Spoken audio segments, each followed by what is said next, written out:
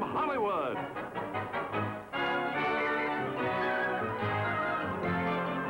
The Jack Benny Program.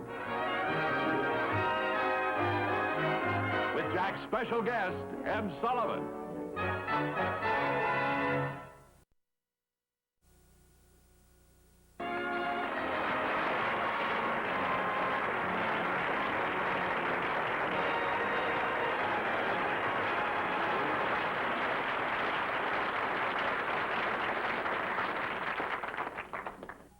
Thank you very much, ladies and gentlemen, and welcome to the show. Now, I've got to tell you what happened to me today as I was driving down to the studio. See, when I stopped for a red light, I noticed a little old lady sitting on the bench waiting for a bus. So I picked her up, you know, and as long as she was coming in this direction anyway, see, I brought her over here to the studio. And when she got out of the car, she was so grateful that she offered me the 30 cents which she would have had to pay the bus. Well, naturally, I wouldn't accept it. But I noticed it was hurting her feelings, and she was so anxious to show her appreciation that right now, while I'm doing this show, she's outside washing my car.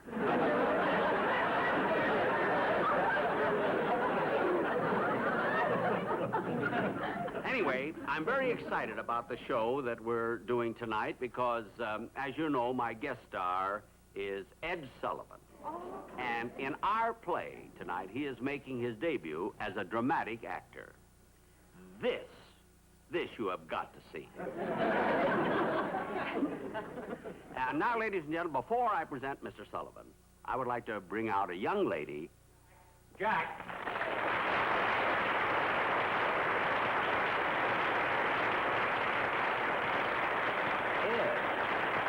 This is too soon. What are you doing out here now? Jack, I'm sorry to break in on you, but I've been studying the script here, and I'm a nervous wreck. But that's ridiculous. I mean, there's no reason for you to be nervous. You've been in show business for years and years. Jack is a master of ceremonies. In here it says I have to act, I have to emote. I just can't do it. Now, I can't do it. Oh, what do you mean you can't do it? For heaven's sake, I saw you in a movie once, and you were wonderful. You look so natural. I played the part of a dead body.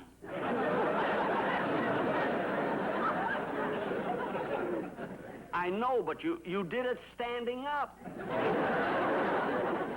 Look, Ed, will you please not worry about it? It'll be just fine. Now, go back to your dressing room and study the script. Now, don't worry. Well... Please. It's amazing how much that man worries. And to look at him, you'd never know it. And I can't understand why he's worried so much, because I went to the bother and the expense of bringing a young lady over here, a beautiful young girl, to help us with the play we're going to do. And she's here from Paris, France. And here she is, Miss Monique Lemaire. Monique, I was just telling our audience about you, and I want to tell you how very happy I am that you're in our show here. Thank you very much, Mr. Benny. It was a great compliment that you invited me to be on your show. Well, you're certainly welcome. And I must say, for a young lady who's been in this country such a short time, you speak very good English. Much better than I speak French, you know. Oh, do you speak French? Well, a little. I mean, enough to call my poodle.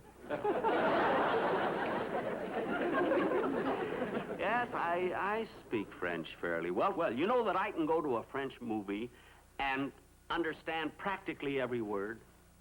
Oh, you mean you can't go to a Brigitte Bardot movie and enjoy it? I can go to a Brigitte Bardot movie with my ears plugged and enjoy it.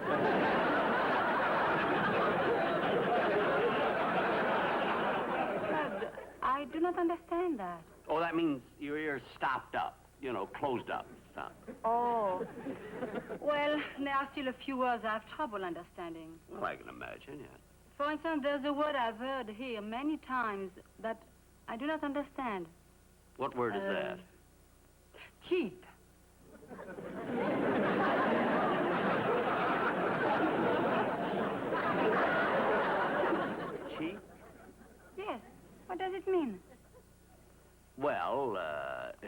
rather difficult for me to explain, but I'll try. Now, supposing you and I were having dinner tonight, which incidentally isn't a bad idea. Let's say you and I were having dinner at some lovely restaurant, and we had cocktails and steak and dessert and coffee and everything. And if I didn't at least pay my share, I would be called cheap.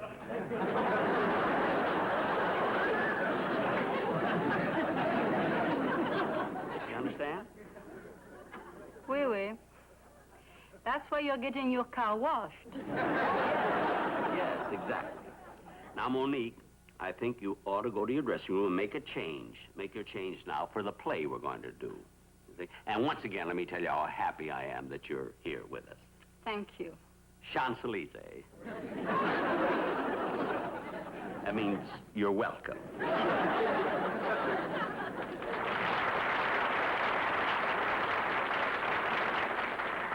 Ladies and gentlemen, I'm sure Jack, you will enjoy... Jack.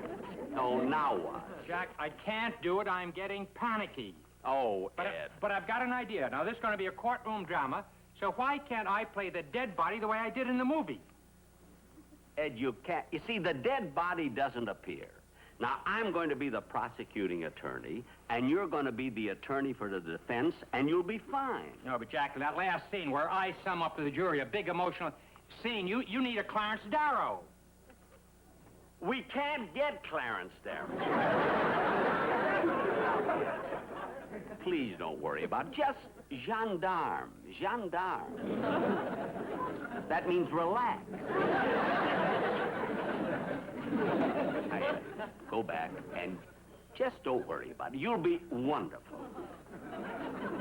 And keep that smile. Ladies and gentlemen, since courtroom dramas are now the rage of television, we are going to present our version of a tense legal encounter. Now, this takes place in Courtroom B in the Hall of Justice in an unnamed American city. Ladies and gentlemen, for the past 10 days, this courtroom has been the scene of a murder trial that has stirred up so much nationwide attention that for the first time in history, a murder trial is being telecast. I see the principals have just returned from lunch, so before court reconvenes, perhaps I can have a word with them.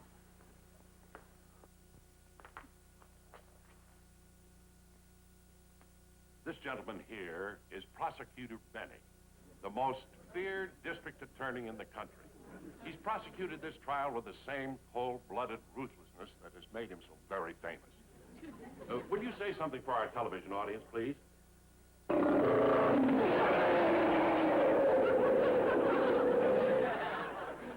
I told you he was rough.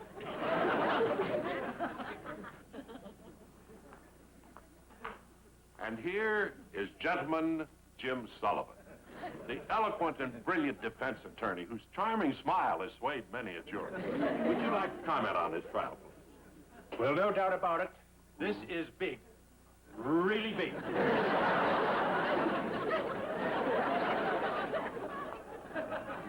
And here is the defendant. This petite little French girl is accused of having murdered her husband. I'm innocent. I tell you I'm innocent. Believe me, I'm very innocent. I'm very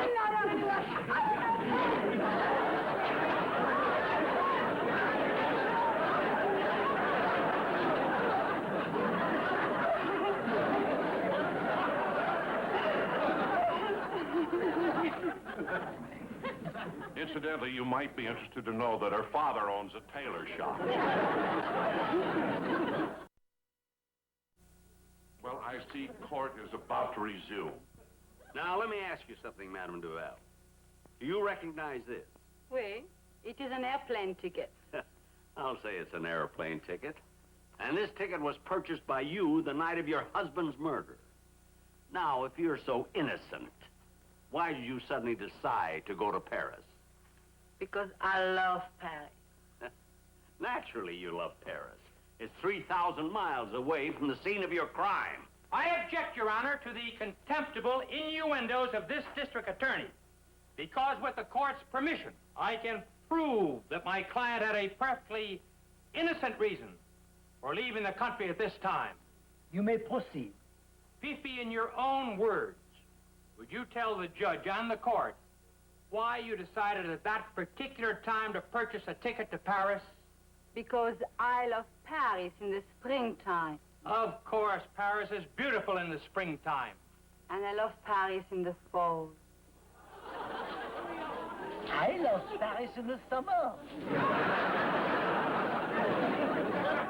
When it sizzles? I love Paris in the winter.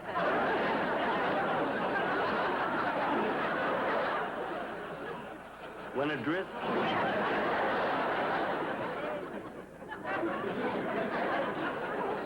I love Paris every moment.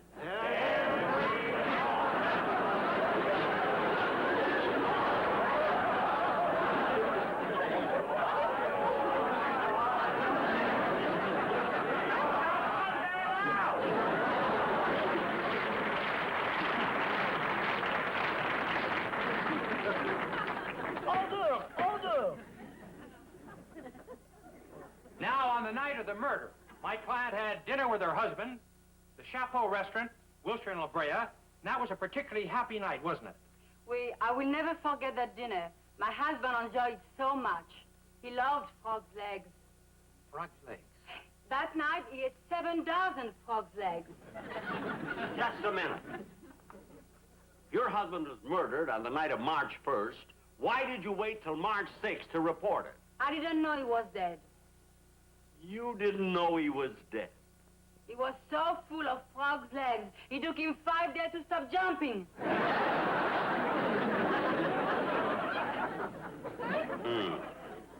I thought I had her trapped. Ladies and gentlemen, once again, Prosecutor Benny has made a big jerk of himself. Your Honor, the defense rests. Is the prosecution finished? No, Your Honor. I have a surprise witness. Will you please call in my witness? Madame Duval, you may step down.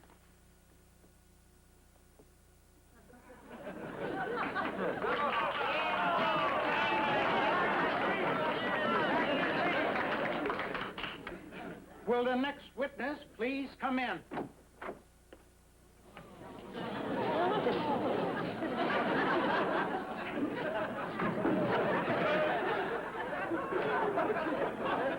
Could you please sit down? Ooh, it's still warm.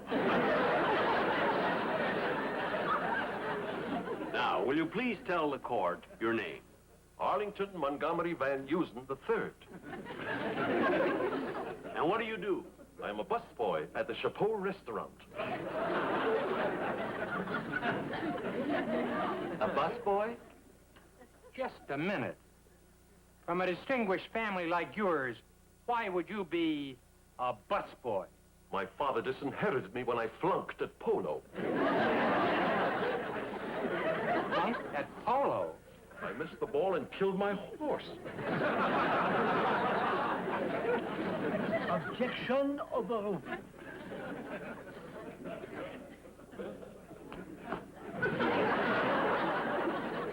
Now, Mr. Van Heusen. The third. Sir, Mr. Van Heusen, since you were the busboy at this particular table, would you say that the defendant and her husband were antagonistic to each other? Oh, yes. When I came back to their table, she was holding his hand.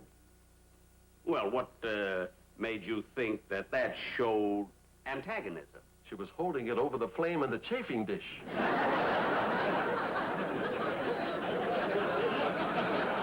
Now, tell me, did you or did you not see a murder on March 1st? Definitely. Definitely what? I definitely did or did not see a murder. Well, which is it? It's your question. Take your pick.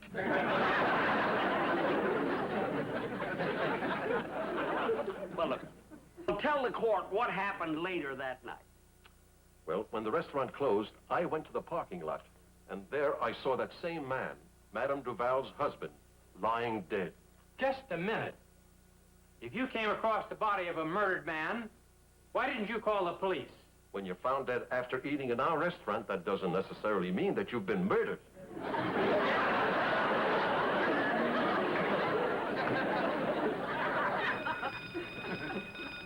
Oh, Your Honor, may I be excused? It's time for the floor show at the Chapeau. Floor show? What does that have to do with you? I admit.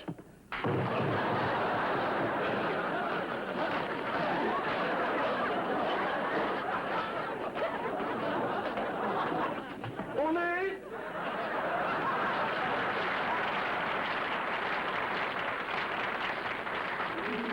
If there are no further witnesses, will the attorney for the defense proceed with his summation? Ladies and gentlemen, a hush falls over the courtroom as Jim Sullivan, the defense attorney, begins one of his dramatic pleas to the jury for which he is so very, very famous. Gentlemen of the jury, never in my long career before the bar, never, probably in the history of American jurisprudence, has such monumental trivia been uttered as you have heard from my distinguished opponent here, the district attorney.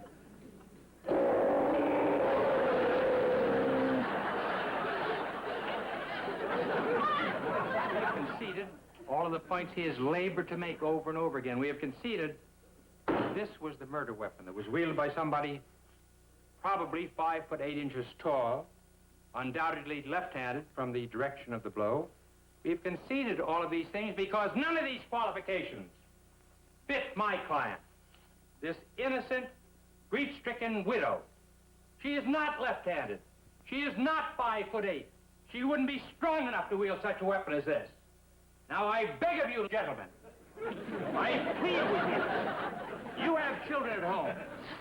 You have wives. Look at this woman who's being crucified by this terrible person here. I mean, there's no point to it. She is innocent. She is bereaved. And she is the one who now is being set upon by this beast here. Is this fair? Is it American? Is it honest? Is this the face of a murderess? Oh, incidentally, out in our audience, there's some celebrities there.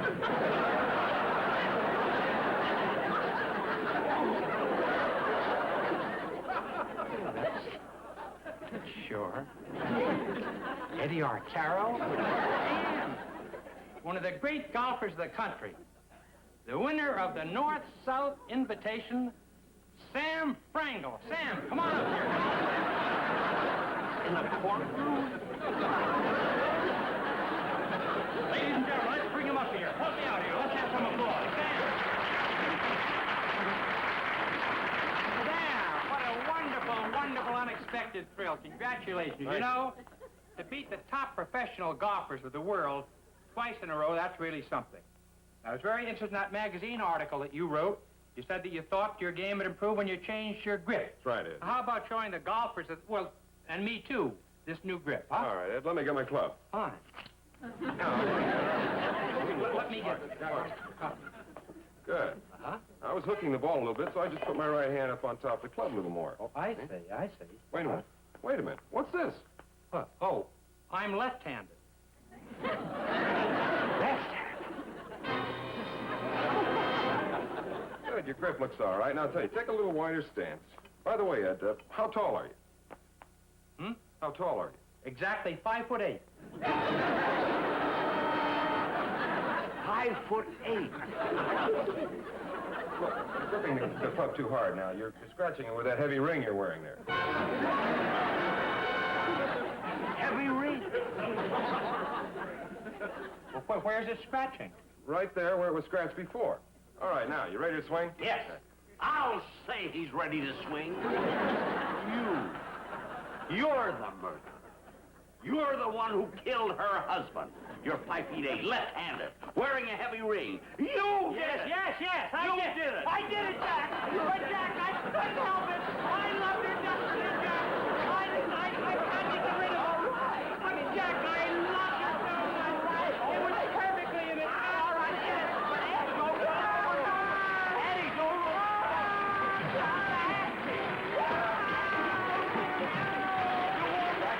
back in just a moment. But first...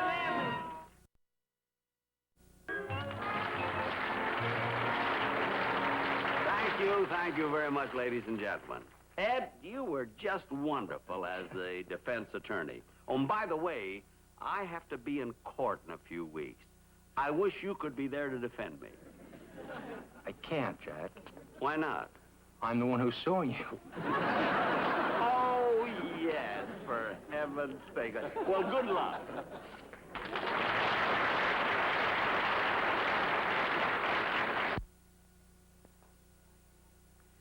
Good night, folks.